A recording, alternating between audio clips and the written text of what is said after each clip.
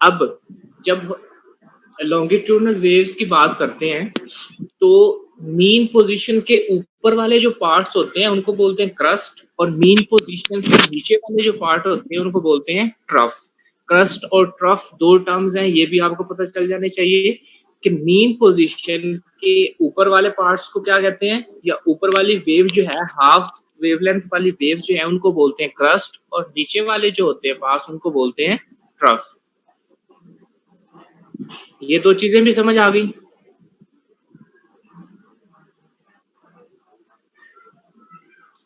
आप बोलते नहीं है, पता नहीं क्या करते हैं, म्यूट करके पीछे कुछ काम कर रहे होते हैं या सुन रहे होते हैं, मुझे तो कुछ समझ नहीं आती। अगर आप सुन रहे हैं तो बोले तो सही आगे से। सर समझ आ गई है।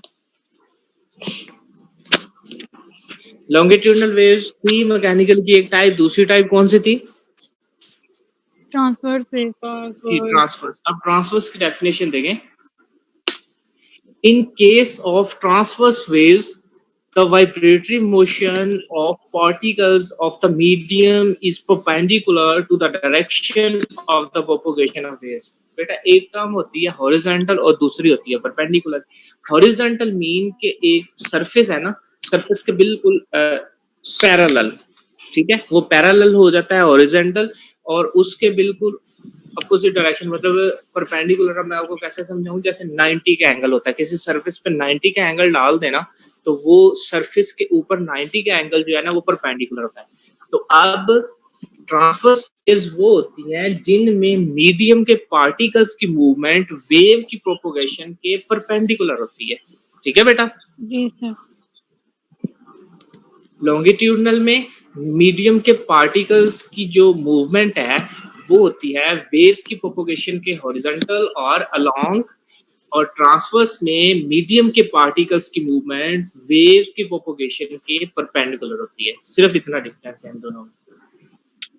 सही? जी सर। Yes sir. इसकी एग्जांपल भी देख लें।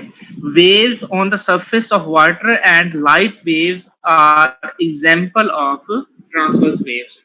के पानी के ऊपर जो वेव्स बनती हैं वो देखें आपने, कल मैंने आपको वो टब और पेंसिल वाली एग्जांपल दी थी ना, उसमें आप देखते हैं कि वाटर आपको अवे फ्रॉम यू मतलब मूव करता हुआ नजर आता है, एक्चुअली उसके पार्टिकल्स मूव कर रहे होते हैं। ठीक है, अब वो प्रोपोगेशन जो होती है वो बिल्कुल सरफेस की तरह होती है, मतलब प्लेन में होती है, और ऊपर जो मीडियम के पार्टिकल्स होते हैं वो उसके हॉरिजॉन्टल ऊपर नीचे मूव कर रहे होते हैं।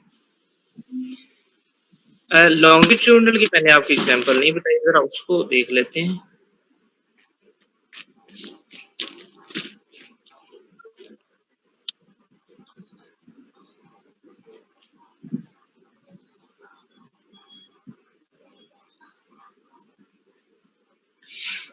अच्छा, waves as carriers of energy. मैंने बेटा आपको स्टार्ट में बताया था कि वेव्स को हम ऐसे भी डिफाइन कर सकते हैं कि वेव क्या है, एनर्जी कैरियर मटेरियल। मटेरियल नहीं कह सकते, वेव्स जो हैं वो एनर्जी को कैरी कर सकती है, एनर्जी को ट्रांसफर कर सकती है एक जगह से दूसरी जगह विदाउट ट्रांसफरिंग द मटेरियल। ठीक है, कल वाली एग्जांपल को दोबारा देख लेते हैं, या इसको देख लेते हैं। ये देखिए कि एक पानी वाली जगह जो तालाब जिसे बोलते हैं उसमें अगर आप पत्थर फेंकें तो वो पानी में वेव्स मतलब पैदा होती हैं, आपको नजर भी आती है। अब करना क्या है कि एक कार का पीस उस वाटर की सरफेस के ऊपर रखें और बाद में उसमें कोई चीज डिप करें, तो वो जो कार है, आपने कार का पीस ऊपर रखा है, वो आपको ऊपर नीचे मूव करता हुआ नजर आएगा, लेकिन वो एक जगह से दूसरी जगह नहीं जाएगा। अब देखें, कार का पीस बहुत आगे है और हमने जहां पे पत्थर फेंका है वो बहुत पीछे है। तो पत्थर फेंका पानी में और कार की जो है वो ऊपर नीचे मूव होना शुरू हो गया। अब हमने एनर्जी अपने हाथ से पत्थर को दी, पत्थर ने जाके एनर्जी पानी को दी, और पानी ने थ्रू वेव जो है ना एनर्जी को ट्रांसफर कर दिया किस तक, कार के पीस तक।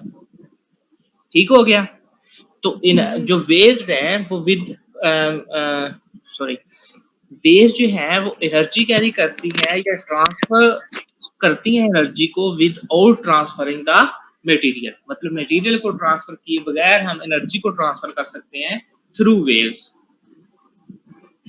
This activity shows that water waves like other waves transfer energy from one place to another place without transferring matter or water.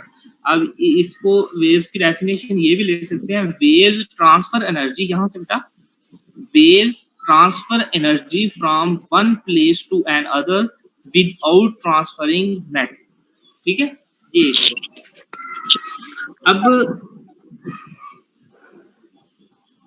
ये जो है relation between velocity, frequency and wavelength, relation between velocity, frequency and wavelength, ये बेटा बड़ा important question है और ये question 2 marks का आपके अगर इस चैप्टर में से टेस्ट होगा तो उसमें भी आएगा, ठीक है, और अगर आपके फाइनल हैं तो उसमें भी ये 2 नंबर का क्वेश्चन लाजमी आता है, ये बात याद रखिएगा। सारे बच्चे सुन रहे हैं, 9th में भी मैंने आपको बताया था, कुछ चीज़ें मैंने आपको मार्क करवाई थी, वो तो अनफॉर्चुनेटली एग्जाम्स ही नहीं ना हुए, तो जो चीज़ें मैं आपको साथ साथ बताता जाता हूँ ये ज़रूर आएंगी, तो उनको ऊपर इम्पोर्टेंट मार्क कर लें, वो चीज़ें ज़रूर आती हैं, हर बार आती हैं, अगर पेयरिंग चेंज ना हुई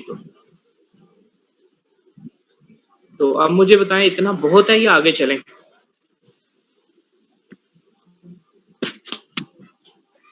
टाइप्स ऑफ मैकेनिकल वेव्स हैं, देखेंगे वेट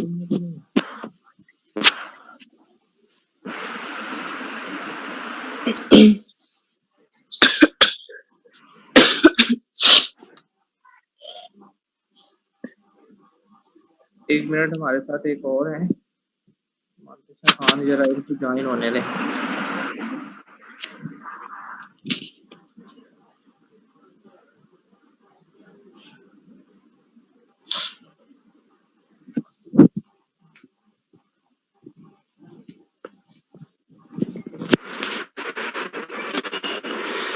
मैं जरा अपने लेक्चर को रिव्यू करता हूँ।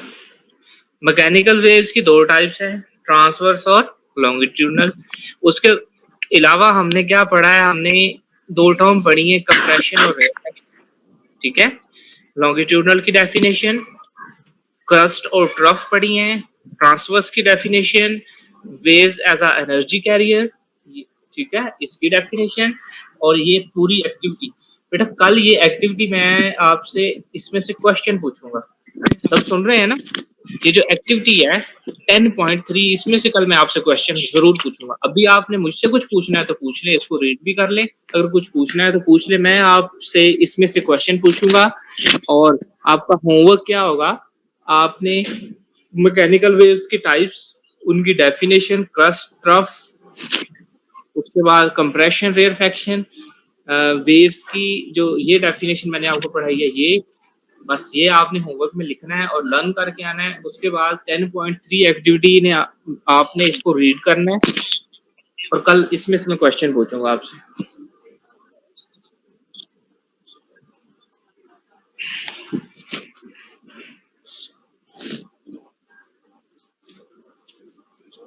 और relation between velocity, frequency and wavelength, इसको मैं कल आपको समझाऊंगा।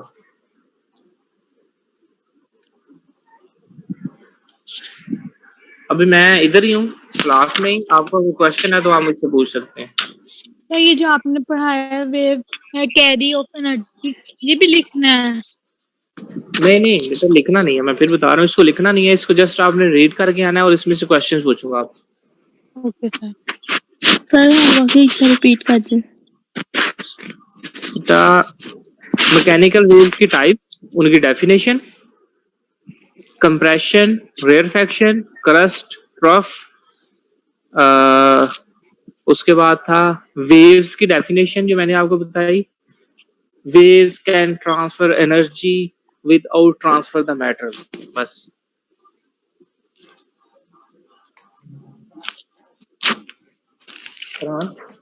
तकिया लेके आओ बाहर। एक्सक्यूज मी सर, सर एमन क्लास ज्वाइन करी है बट उसकी हो नहीं रही। सुनी ना मेरी भी।